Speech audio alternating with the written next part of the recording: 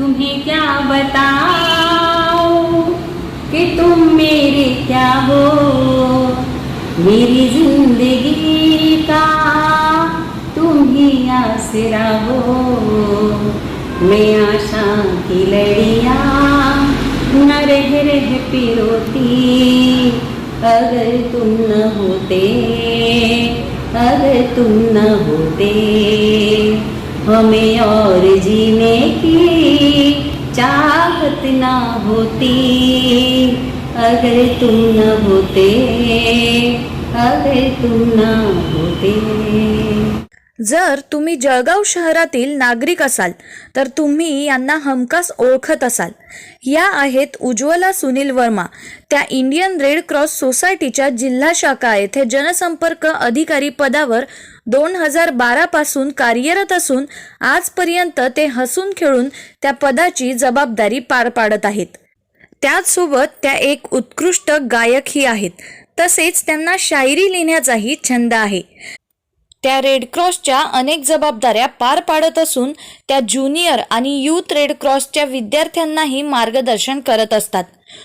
Corona काळात समाजसेवा करत असताना त्या कोरोना पॉझिटिव्ह झाल्या, मात्र बरे झाल्यानंतर त्यांना कोरोनाचा साईड इफेक्ट झाला व दोन्ही पायाने अचानकपणे चालणे थांबले।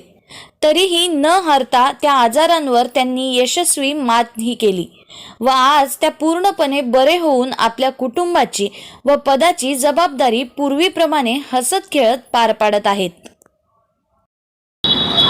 नमस्कार, माझं नाव उज्ज्वला सुनील वर्मा। मी गेल्या 12 वर्षांपासून इंडियन रेड क्रॉस सोसायटी जिल्हा शाखा जळगाव मध्ये जनसंपर्क अधिकारी म्हणून कार्यरत आहे। एक गृहिणी म्हणून सुरू झालेला हा प्रवास आज एका यशस्वी जनसंपर्क अधिकारी पदापर्यंत पोहोचलेला आहे। याचा मला संस्थेच्या मार्फतही आणि मला वैयक्तिकही याचा अभिमान वाटतो, कारण महिला एखाद्या गोष्टीमध्ये नेतृत्व करणं हे आजही संस्कृतीमध्ये बऱ्याच लोकांना पचनी पडत नाही। तसा समाजामध्ये बराच सकारात्मक बदल आपण होताना पाहत आहोत, पण तरीही अजूनही कुठेतरी ती मानसिकता मनाला टोचत आहे।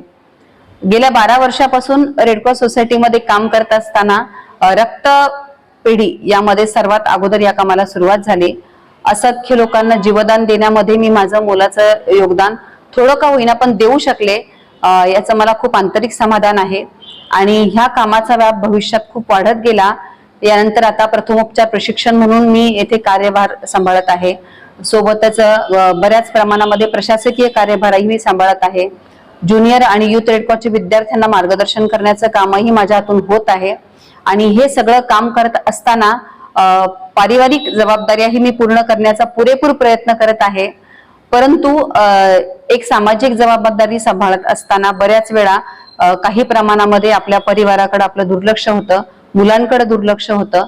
परंतु मला अभिमानाने सांगावंसं वाटतं, माझ्या मुलांचा, माझ्या मिस्टरांचा आणि माझ्या संपूर्ण परिवाराचाच मला खूप मोठा सपोर्ट आहे आणि माझं वेळी अवेळी घरी जाणं, अनेक लोकांशी बोलणं, अनेक लोकांसोबत उठणं बसणं हे थोडंसं वाटायला तसं अवघड जरी असलं तरी परिवाराची जबाबदारी सांभाळत असताना परिवारानं आणि माझ्या संपूर्ण फॅमिलीनं टाकलेला माझ्यावरचा विश्वास हा संपूर्ण सार्थकी करण्याचा मी माझ्या मनापासून प्रयत्न करत आहे आणि भविष्यातही करत राहील।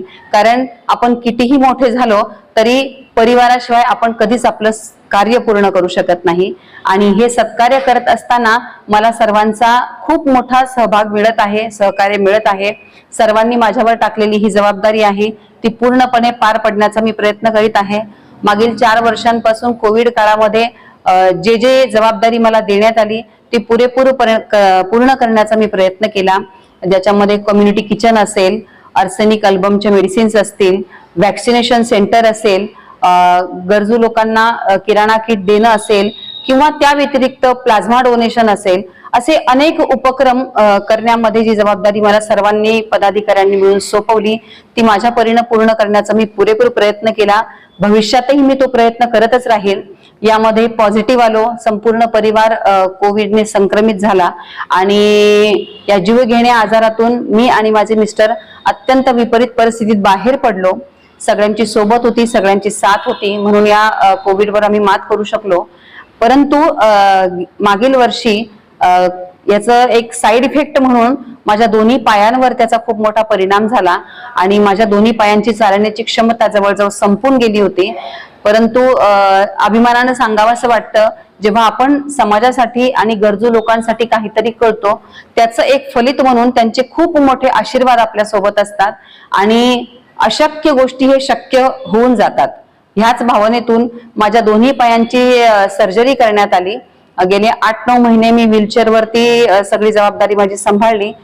परंतु सगळ्यांच्या आशीर्वादानं, सगळ्यांच्या सहकार्यानं, माझ्या ऑफिसच्या मोठ्या सपोर्टमुळे, माझ्या परिवाराच्या मानसिक मनोबलामुळे मी यातून अगदी सक्सेसफुली बाहेर पडली आणि आज पुन्हा त्याच जोरानं, त्याच जोमानं आणि त्याच सामाजिक भावनेतून माझं पूर्ण काम करण्याचा मी प्रयत्न करत आहे.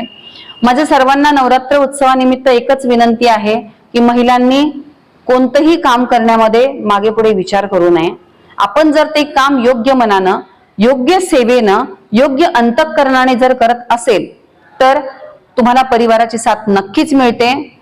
समाजाची मानसिकता बदलण्याचा आपण प्रयत्न करतोय, पण त्याचा आपल्यावर स्वतःवर परिणाम होऊ देऊ नये.